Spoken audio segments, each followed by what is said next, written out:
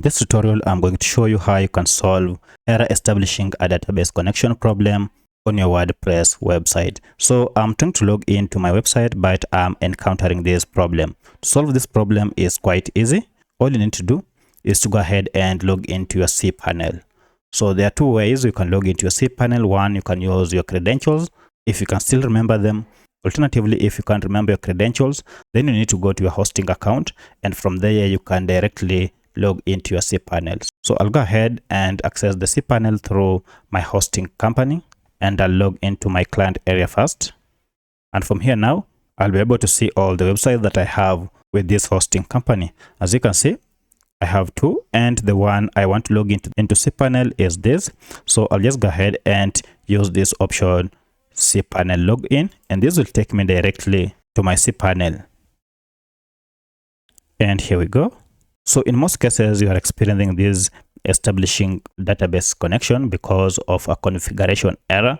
And from here, the simplest way to clear this error is try to visiting your website through the primary domain that is active here. So if I go ahead and try and click on it, you can see now I can visit my website.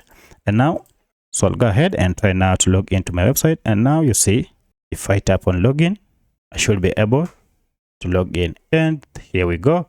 Now I can access my WordPress dashboard. So that's the easiest way you can do this. But if the problem persists and you can't get your dashboard back, then you may want to go ahead and visit File Manager and then access it through the public HTML here. And one of the reasons you may be experiencing such problems is because of maybe a conflicting plugin. And for this, the best thing to do is to go ahead and deactivate all the plugins, because you cannot access your WordPress. And to deactivate your plugins once you are under public HTML, just go ahead and click on WP content here. So if we go ahead and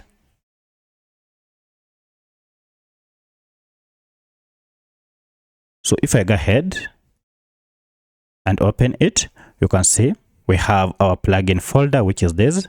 And if we double click on it again, now it will open all the plugins that we have on our website.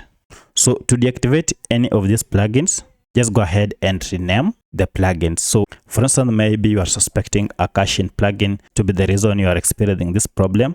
Go ahead and find it and then just change its name. For instance, I want to deactivate this anti-spam B plugin. All I need to do is to right click on it and then rename it. And then just change this name, or just alter even by one letter. If I just delete the first letter and then rename the file. Now if I go ahead under my plugins, I should be able to find that plugin inactive.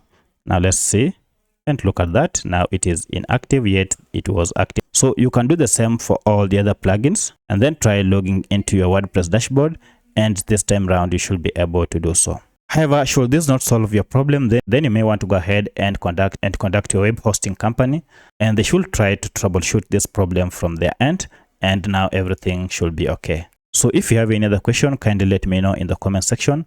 Otherwise, if this video was helpful to you, kindly hit the like button and subscribe to this channel to support me. Thanks for watching, and let's meet in the next video.